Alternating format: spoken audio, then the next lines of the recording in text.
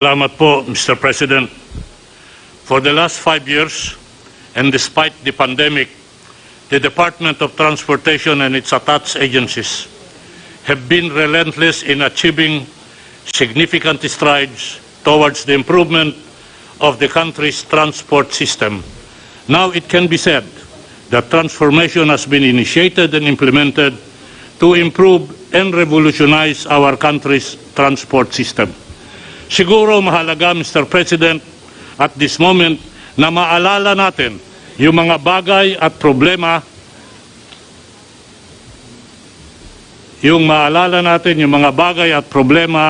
na ating mga sinalubong nung tayo po ay naupo.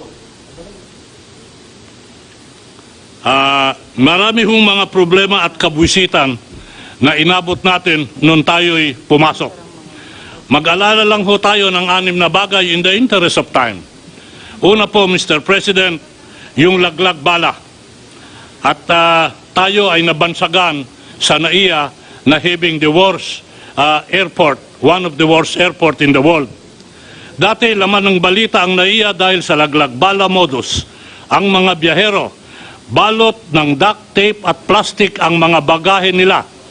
Ngayon po, natigil na ang kalokohan na yan dahil sa pagpapatuwad ng mas istriktong panuntunan sa baggage handling. Ngayon po, yung bansag na worst international airport sa NAIA ay nabago. Nasama na po ang NAIA sa tinatawag na world's most improved airport. Alalahanin din po natin, Mr. President, nandun dumating tayo, talagang kabuisitan ang inabot natin sa MRT-3. Ang tawag nga sa MRT-3 noon ay MRT Tirik. Ngayon ho, Mr. President, wala nang train derailment unloading incident. Yung dating takbo ng tren na 25 kilometers in 2016 ay nabago na po. Tayo ho ay tumatakbo sa speed ng 60 kilometers per hour. Yung train interval ho was reduced from 9 minutes to 3.5 minutes. Ang biyahe mula sa North Avenue to Taft Avenue ay nabawasan mula 1 hour and 15 minutes to only 50 minutes. From only 10 to 15 trains, Mr. President, MRT-3 is now deploying 23 running trains. Bago na po ang aircon sa tren at operational na ang mga escalator at elevator. Lahat ng riles sa MRT-3 ay napalitan na ng brand new. Wala na po bako-bako at hindi na ho sira-sira. Maalala po natin, Mr. President, nung tayo'y dumating, ang lisensya ay papel. Kukuha ka ng lisensya, bibigyan ka ng maliit na papel. Higit 3 milyon ang backlog na nadatnan natin noon. Ngayon po, Mr. President, yung backlog na yan ay na-address na at ngayon po, ang lisensya ay may card na at hindi kapirasong papel. Dati po, Mr. President, 3 years validity, ginawa nating 5 years. This year ho, sa Oktubre, mauumpisahan natin yung 10 years validity ng lisensya. Basta't malinis ang record ng driver. Meron hong bansak na sa atin noon, Mr. President, na kung saan tinatawag ang ating republika, republikang walang plaka. Dati, lahat ng sasakyan, walang plaka. Kotse, motorsiklo, van at lahat, wala. Nasa 3.9 million pares na plaka na ang ating naipamigay at mahalaga ho na malaman natin na kung noon yung mga plaka natin ay ginagawa sa ibang lupalop ng mundo, ang LTO ho ay meron ng plate making facility na gumagamit ng robot. Maalala ho natin, Mr. President, nung tayo'y dumating, napakaraming airport at seaport na nasalanta na pabayaan dahil sa kalamidad, napabayaan ho ito. Ngayon po, Mr. President, makikita ho natin yung halimbawa na nakita sa Ormoc. Nakita rin natin yung pinag-iwanan sa Takbilaran at Maribohok. Ngayon ho, makikita ho natin, ayos, maganda na at napapakinabangan. Mr. President, nung dumating po tayo sa PNR, alam nyo po ba, paalala ko lang, when we took over ang PNR, 50 years ago pa, huling nakabili ng bagong tren gamit ang sariling pondo. Ito ho was 50 years ago.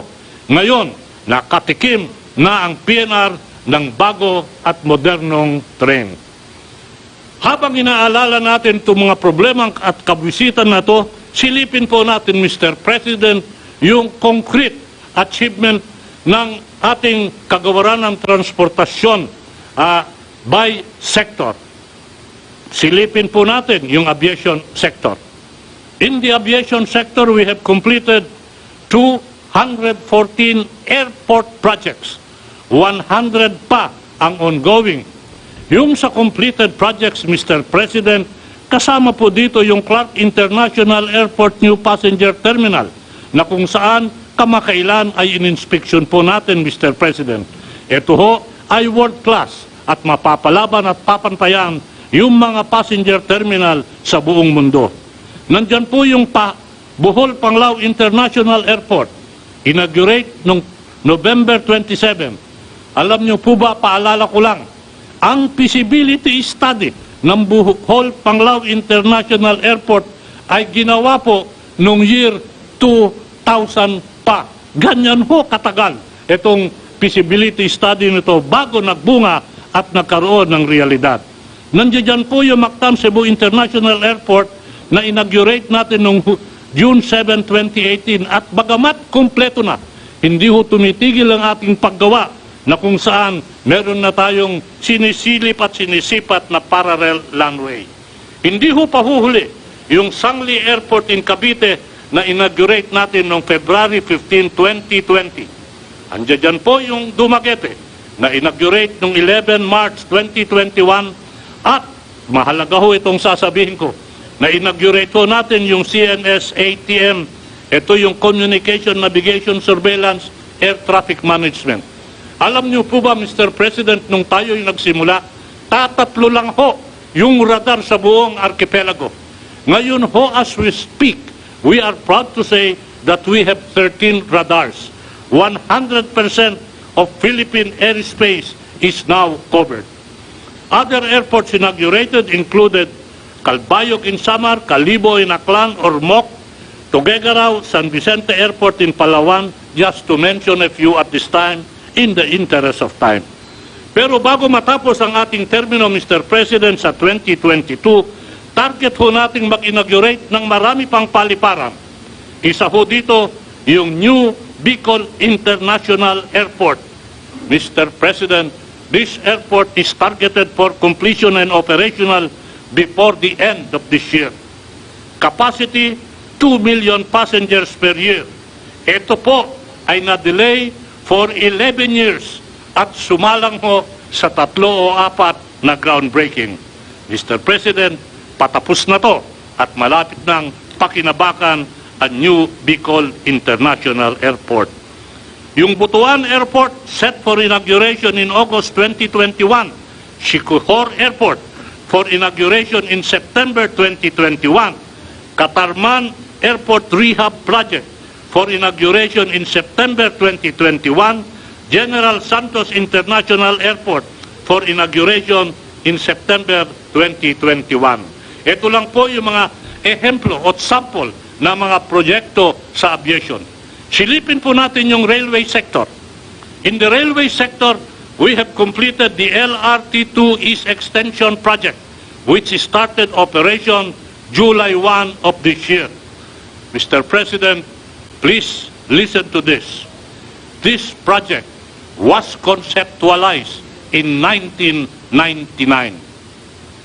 2 more for completion and partial operation projects are to be done by the end of this year. Una po, yung Common Station Area B Atrium. This is targeted for completion in December 2021.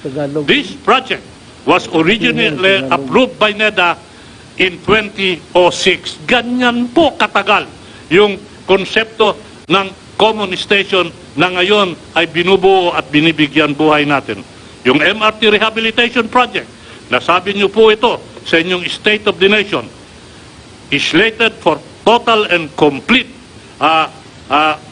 completion will be this December of 2021.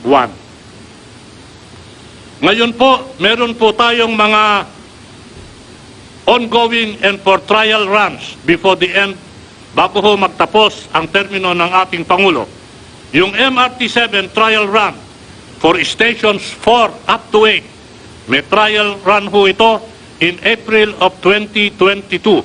Yung unsolicited proposal ay unang sinumite ng Department of Transportation and Communication po noon, year 2001, and the concession agreement was signed in year 2008. Makikita po dito na kung gaano katagal nagkaroon ng realidad itong MRT-7. For the Metro Manila Subway, ang trial run ho nito shall be conducted from East Valenzuela to the Philippine Railway Institute in April 2022. The concept for the Metro Manila Subway, nag-umpisa ho ito noong year 1973. Ito rin po, sasabihin ko, yung Philippine Railway Institute, our Railways Research and Training Center, shall have its partial operation in June of 2022. Yung LRT-1 Cavite extension na matagal nang nabinbin. In fact, the right-of-way was started in year 2007. Yung approval ho ng ICC was done Agosto year 2000. Ganyan po katagal ito. Mahigit 50% na tayo dito at pupunta na sa pagtatapos. The PNR Clark Phase 1, Tutuban Malolos. Ito ho ay babawasan ng ating travel time between Tutuban and Malolos from 1 hour and 30 minutes to just 35 minutes. Hindi ho pahuhuli yung PNR Clark Phase 2 Malolos Clark. Ito ho ay babawasan ng travel time from Malolos to Clark from 1 hour and 30 minutes to just 35 minutes. Hindi rin ho pahuhuli yung PNR Clark Phase 2. Ito ho yung Malolos Clark. Pag nakatapos ho ito at matatapos din naman, babawasan ng travel time from Malolos to Clark from 1 hour and 30 minutes to just 35 minutes. Partial operation din ho ang mangyayari sa tinatawag natin PNR Bicol or Bicol Express. Ang partial operation hall nito will cover 4 segments. San Pablo, Candelaria, Lucena, Pagbilao. Yung partial operation ho ito is targeted to happen in the first and second quarter of 2022. Full operation is expected in the third quarter of 2025. Ito ho, pag nagawa at magagawa din po naman, Mr. President, babawasan ho natin yung biyahe from Manila to Bicol from 12 hours and to 14 hours to only 6 hours. Hindi ho pahuhuli yung Mindanao Rail. Partial operations of Tagum, Carmen segment targeted in March of 2022. Full operation is targeted on June 23. Ito ho ay magbabawas ng pagbiyahe from Tagum City, Davao del Norte and Digo City, Davao del Sur from 3 hours just to 1 hour. Yan po ang mga nangyari sa aviation at railways. Silipin po natin kung ano yung mga nagawa sa road sector. In the interest of time at this moment, pwede po bang i-emphasize ko lang ho, Mr. President, ang 3 proyekto. Una po, yung bike lane. Nagawa at natapos na po natin, Mr. President, ang halos 500 kilometers ng bike lane sa Metro Manila, Metro Cebu at Metro Davao. Yung EDSA busway, we started the establishment yung dedicated median lane for public utility buses in EDSA para sa mga commuters. Travel time via bus from Monumento to PITX, nabawasan ho yan from 3 to 4 hours to just 50 minutes. Natapos na rin ho natin at operational na at happy naman ang mga taong nagbabiyahe. Happy yung mga pasahero, happy yung mga driver at operator sa Parañaque Integrated Terminal Exchange, PITX. In 2018, inumpisahan ho natin yung operasyon ng tinatawag natin na country's first land port. Bakit land port? Kasi ho, kung titignan mo at makapasok ka doon, parang airport ang tingin. Ang maximum capacity nito daily is 100,000 passengers. Hindi ho pahuhuli yung maritime sector na kung saan 451 seaport projects ay natapos na at tinatapos pa ho natin mga 100. Kasama ho sa mga nakumpletong seaport projects are Puerto ng Cagayan de Oro, the country's biggest port passenger terminal. Ito ho yung pinakamalaking passenger port terminal sa buong Pilipinas. Nangyari po yan sa termino ng ating presidente. Ang kapasidad ho, 3,000 passengers daily. Nandiyan ho yung puerto ng Tacbilaran at Maribojoc sa Bohol, puerto ng Borac, San Fernando and Batarasa in Palawan, Port of Dumaguete, Salumagin, Ilocos Norte, Babac Port in Davao del Norte, General Santos among others. Ito po, at makikita sa screen, tapos na po. Meanwhile, meron ho tayo mga ongoing project to be completed before our term ends. Kung nasabi kong naitayo na po natin yung pinakamalaking passenger terminal sa Cagayan de Oro, ito po, Mr. President, ay panandalian lang. Bakit? Pagkat meron ho tayong puerto sa Calapag that will accommodate 4,000 passengers at any given time. Tatapusin ho namin ito, Mr. President, bago matapos ang iyong termino.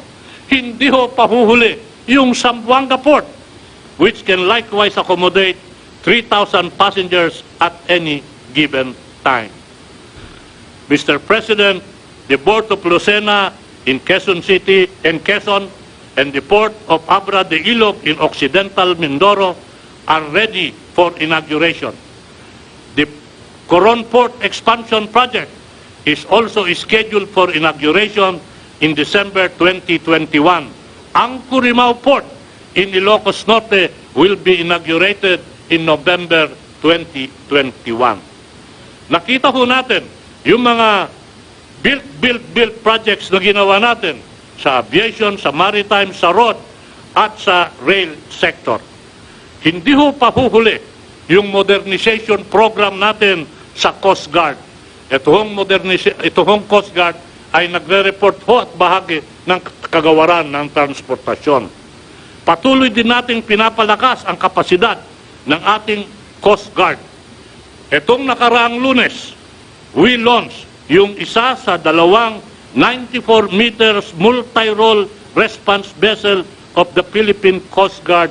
Ito po yung pinakamalaki sa fleet ng Coast Guard that will help in our effort to maintain security and safety capabilities in the open seas.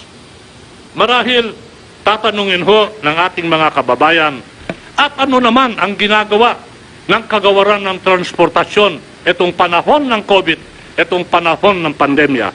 Ayan niyo pong sabihin ko yung mga ibang bagay at mga bagay-bagay na ginagawa ng kagawaran ng transportasyon. Nandiyan ho yung service contracting program. Sa ilalim ng programa, binabayaran natin ang mga tsuper. May sakay man sila o wala. Ang total disbursement as of June 30 is 1.9 billion pesos. Nandiyan ho yung libreng sakay.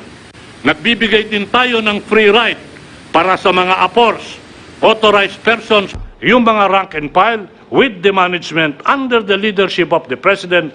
Kaya nga po, Mr. President, nagmamalaki kaming nagsusumiti ngayon ng report na ginawa namin addressing yung mga problema at mga kabwisitan nung dumating tayo. Pagtatayo ng mga istruktura sa build na pwede nating ipagmalaki. Nandiyan ho, Mr. President, yung tinatawag natin sound fiscal management at last but not the least, the culture formation. Mahalaga ho ito pagkat kung walang kultura, walang value ang mga tao, mahihirapan ho tayong gumawa ng proyekto. Ngunit kung meron ng value, cultures and ways of doing things, madali hong dumating at madaling magawa ang mga proyekto. Yan lang po, Mr. President. Marami pong salamat.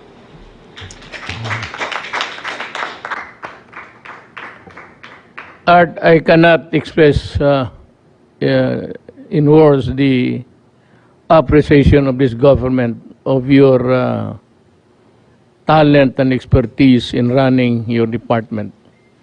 You are one of the top performers. At ito haka-haka lang naman, walang halong politika.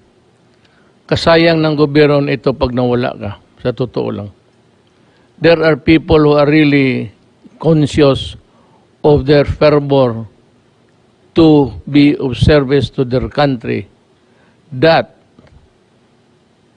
mawala sila, just a passing scene sa political,